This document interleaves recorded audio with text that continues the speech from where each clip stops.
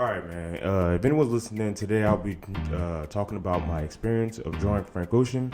I actually drew him 3 times in 1 week. I started around the 8th and then wrapped up around the 10th. Let me tell you about my journey with his music, and then I'm going to be explaining the portraits afterwards. Back in 2012, that's when I first heard Novocaine on the radio. I cannot forget the impact that it had, and it was just such a vibe when it dropped. Look, man, I didn't even know what Novocaine was at the time, but when he said I couldn't feel my face, I felt that. Yeah, the way he expressed himself at the time was just different. What makes Frank Ocean so special is how he gives each song its own unique style. Sure, some of the tracks that he makes might reference each other, but the artistic journey that he takes you through while listening to his music, that's just peak artistry right there. It's just beautiful, and sometimes I just can't find the words to describe it. That's just how powerful his music is. Let's journey down real quick, right? So he started off with Nostalgia Ultra in 2011, and then he dropped Channel Orange, his debut album, and then in 2012, he got a Grammy off of that one. 2016 was a huge year. He gave us Endless and Blonde. Also won the Grammy for No Church in the Wild with Jay-Z and Kanye West. He got a Brit Award and a Soul Train Award. So arguably you can say that Frank Ocean has had a very successful career. Something most people might not know is that Frank Ocean used to be a songwriter for UMG before he started dropping his own music. Now he started to drop his own music to kind of break away from that whole songwriting thing. Even though he hasn't released an album since 2016, he's still been active behind the scenes. Check out some of the most recent songwritings that he's done. So in 2016, he wrote My Willing Heart for James Blake on The Color Is Anything. In 2017, he wrote Don't Do It with Kendrick Lamar for Nerd. 2019, Royalty featuring Raban for Nas on The Lost Tapes 2. And in 2023, Virginia Beach for Drake on For All the Dogs. He's been working with some pretty active artists like Nas, Drake, James Blake. Nerd was having a good year back in 2017, even though I didn't really listen to him that much, but hey, shout out to Nerd. All right, here I'm trying to draw his head, and as you can see, I'm trying to capture the shape. I'm trying to really get the color right. I was watching a few YouTube videos, and they said that I guess using a strong base color will really help out while developing the skin.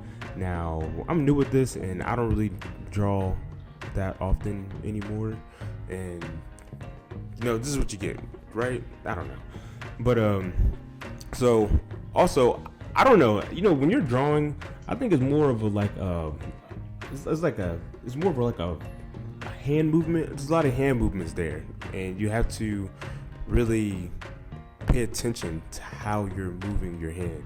It's more of an elbow gesture than it is going to be with the wrist. I found that out through watching various YouTube videos. I'm going to try to find YouTube videos and tag the creators so y'all can travel along with me on this journey. Now, as you can see here, I had a big boy brain moment to draw this hat.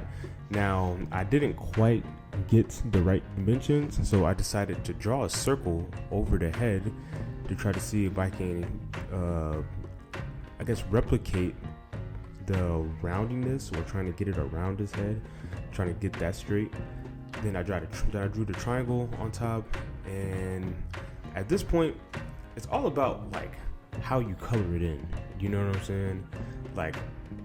As you can see, I'm not coloring it in just any willy-nilly. I'm actually I'm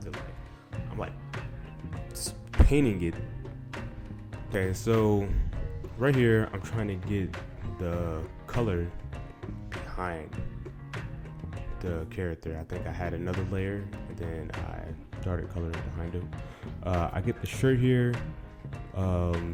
Real simple, just color it white. I wasn't really going to try to do all those designs. Here, this is where I tried to add some of the skin complexion onto him. Did not do a good job, but first time, and it really wasn't that bad. I'm not gonna hold you. I don't think I did that bad. For what it is, I don't think I really should have used certain brushes. This is me trying to get the little red marks, the red lining on the casa. I think I'm butchering that. Somebody correct me if I'm wrong. Hey, if there is really like some type of hand movement or gestures or techniques or videos that you guys can suggest, please put it in the comments so I can watch them and try to get better at drawing these portraits. I'm not really going for realism, but more so for I don't know. I just want to draw them. I'm not doing copy and paste. So I'm just trying to do a creative, artistic outlook on what the picture is. And I think right now I'm just trying to get the basics down. And yeah, this is the picture. It's not bad. I feel like if you don't like this picture, I think that's just self-rejection at this point, because I like it. And for the first time, come on, you can't, it's not that bad. It's really not that bad. The brushes I used on this painting was the Nico Rule, the Texture Soft Brush, the Medium Brush, and the Studio Pen. And I picked this picture because, hey, I like the hat, and I'm a real anime fan. I like, what I'm saying? I like anime stuff. I like this hat back there, Alright, so this is painting number 2. I think I was up all night watching videos. I also did not write the videos down. For some reason, I went into the hair. Don't know why I started doing that. I feel like that was a bad move. It really didn't help the case. Also, but this is where I want you guys to lock in at, because this is what you call trusting the process, because it looks bad, it looks funky, you know what I'm saying? It looks like I'm not really getting anywhere with what this drawing is, and I was really about to give up a little bit, but I decided to keep on pushing through, and I decided to just keep on looking at the reference, try to find some colors and see which works, here and there. I did watch one video and it did show that color contrast really helps, but I don't know anything about color theory, so this is me literally just assuming what color theory does. If it's a light blue and I just put dark colors around it, it should look right? It should look white, right? That's because I seen the video where a woman was painting something and she put red on the paper, or a really light pink, and it looked white. So I don't know, so y'all argue with yourselves, or somebody can explain that in the comments. But yeah, this is my second one. Now, my second one, I think it's a lot better than my first one. I think it's definitely as far as just showing the face. The first one you couldn't even see the face. So I feel like just by just a couple videos and just 2 days of practice, you're able to see a face. So definitely try hard and practice. Brushes I used was the Vine charcoal brush. I'm pretty sure I used the airbrush, but I was just too lazy to go back and even see if I did or not. And I picked that color. I really picked that picture because my wife's favorite color is blue, and I like blue too. And I got purple back here. So for this third one, right? I came in a little more confident here. I was a little more. I had an idea of what I wanted to do. Oh, very important, man. Use layers. And also, this is where I think I did watch a video, and the wrist is important. Yeah. But as you can see, I started coloring the shape of the head, Like I would like, instead of coloring like up and down, I was coloring like diagonally. Like as you can see there, see I'm coloring diagonally and trying to like really like capture the shape of the head. Now that is hard, and I don't know how people do that, but I feel like learning base shapes would really be a good helpful way. The bandana, I kind of just threw that on there. Like once again, I didn't use like pure white because one, you wouldn't have seen it with a white background, and two, see, look, that looks white. You know, like if y'all didn't know that I didn't use white, y'all would have thought that was white. You know what I'm saying? And here I'm able to fix up the eyes a little bit. And this little big boy thing that I was trying to do was, I guess, align the mouth within the eyes, because I drew this on the last day, so I drew this on the 10th, and I watched this one video, and the dude pretty much saying that like, hey, look at the center of the eyeballs and you get the inner of the mouth, and I tried to do that and the mouth was big. So maybe if I knew where exactly he was looking, or if I drew the lines to see where he was looking, it probably would have looked better. But you know, oh no, this also didn't come out as bad also. You know, it could have been worse. He looks good. I like it. No one can tell me otherwise. Now,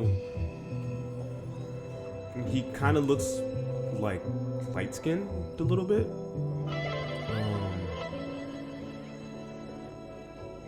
I feel like when Drake said that bar, you know what I'm saying, light skin, but I'm still a dark, this is what he meant. This is definitely what he meant. But I like it. You know, hopefully if Frank Ocean, if he sees it, hopefully he likes it. If he doesn't, my bad. You know, I'm trying here. Man, okay, so I know what y'all been wondering, man, what's my top 5 Frank Ocean songs, right?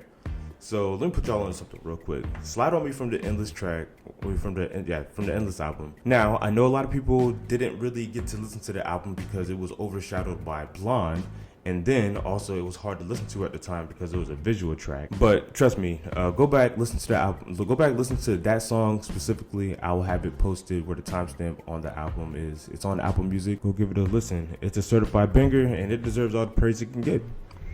Another one you got to check out is Come On World, You Can't Go. It's a freestyle that he dropped on his Apple radio show. And then he later dropped it on YouTube. Frank Ocean doesn't miss, man. I was listening to this freestyle for like 6 to 7 months. Actually, I even still play it to this day. Now, I'm not gonna lie to you.